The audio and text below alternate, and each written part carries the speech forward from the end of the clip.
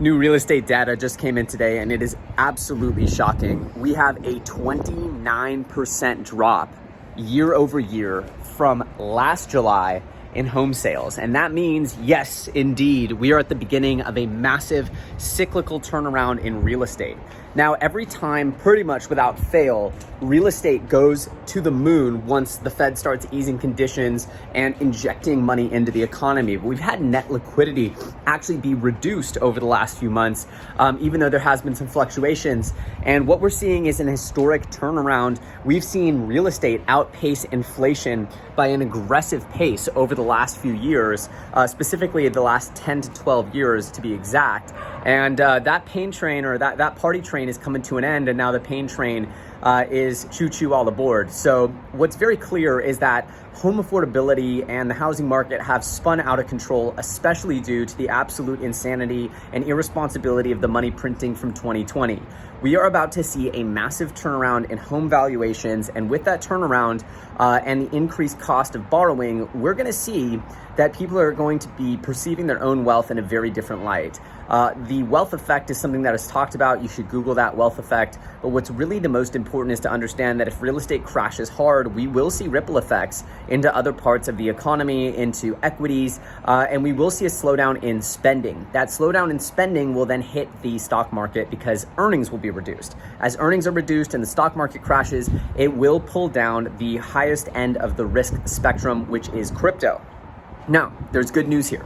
The good news is that crypto is the most generous market on earth, and somehow, some way, in some galaxy, we've been able to see a pivot in the mainstream perception of crypto from being the absolute easiest place to make generational wealth to being a scam, a market that you can only lose money, a fugazi, a Ponzi. The reality is that, yes, there were Ponzi's in crypto like Luna, but there were also amazing innovations like Ethereum. There's also things that I believe are the future of our digital worlds, which is the metaverse and crypto gaming, to be specific. Before metaverse, games are going to take hold, games with NFTs. And the reality is that all these things are coming. And right now we're seeing what could be looked back at as the last, hopefully the last time that people fail to realize what crypto really is.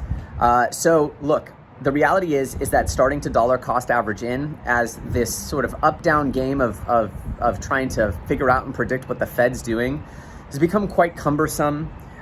So, I do believe we're going to see new lows. And so I'm not going to be unloading the cannons at any time soon. But as we start to go down into the lows, starting to average in, planning to, be buying for the next year and a half to 2 years. So if you're going to do a weekly buy, you can think of setting it so that every week for the next 100 weeks or something like that, 52 weeks in a year, so 104 weeks for the next 2 years. And you'll start to accumulate what I think are absolutely insane deals.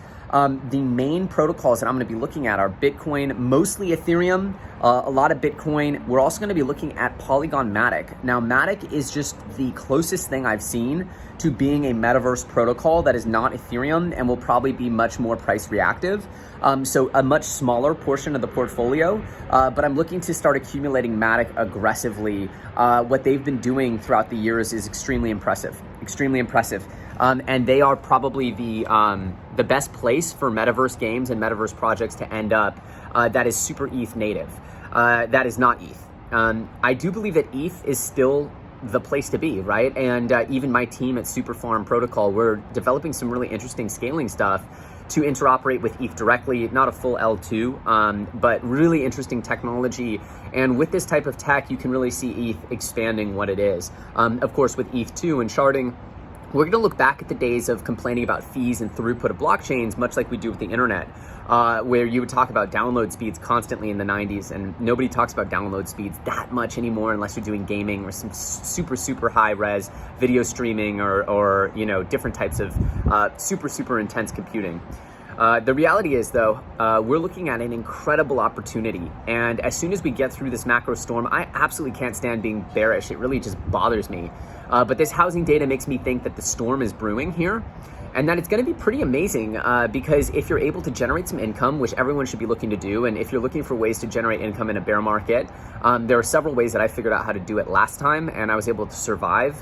get through it, and forever change my life in crypto. And I really hope that people are able to do the same, because a lot of the people that I know who stuck through the bear market, who really just put their nose to the grindstones and wouldn't accept anything other than surviving to see the next era of crypto adoption, they did amazing and their lives were forever changed. And I sincerely believe that it's possible for anyone, really. And it's not necessarily possible immediately, but it's possible over a long period of time, over a whole cycle, over more than a whole cycle, especially 2 cycles, because you learn so much your first cycle. So this housing data makes it very clear to me that there's going to be a significant collapse in real estate. This demand reduction is most certainly going to be coupled soon with a price cut reduction, and then soon a wealth effect reduction, and then soon a spending reduction. And so the housing prices will come down after the slowing sales. The housing prices coming down, people feel less rich, they spend less without spending on their homes, without spending based on their own perception of their own wealth. Equities will come down, and then of course liquidity in crypto will get even drier. That is just this amazing opportunity, because crypto is without a doubt the future of our digital world. It's the future of our investment world. It's the future of so many of our online industries, which is already dominating modern business. So to me, it's a no-brainer. Where the world's headed in a few years from now is never been more clear. And it's up to us to endure right now and survive. And that's why I hope this videos, that's why I do these videos, is just to help people understand why I'm still so bullish. Again, I could be wrong, just a dude on the internet in a Taco Bell shirt. So, take that for what you will. And the reality is that, I've been wrong before, but my conviction and my belief in the way the future looks has not shifted in 4.5, 5 years now. And I just can't stop. I can't stop, and I won't stop. And if you see the world the way I do, join me. There's so much for us to discuss and learn and grow and achieve during the bear market.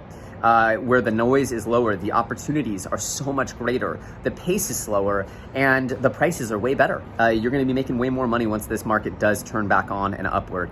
That's what I believe. Again, if you guys enjoy this, smash that like button, subscribe, because I'm going to be giving you my playbook and explaining the way I see the world and why I'm so bullish on certain areas of this industry. And if you enjoy that, I will see you very soon on the next episode. My name is Elio Trades. Follow me on Twitter. And I will be giving you some different types of content over there on Twitter. And yeah, I don't know, different kinds of content coming to this channel as well. I'm still trying to figure out exactly the way I'm going to deliver it, but the creative itch is just deep within me right now to sort of expand the types of content I'm making, and you're going to be seeing that very soon. As always, my name is Elio Trades. Thank you so much for watching. See you very soon on the next episode, and let me know. Should I spend some time landscaping my roof now that the bear market's in full effect? If you guys have any comments, any landscaping experts, leave me a comment in the comment section below. I'll see you very soon on the next episode.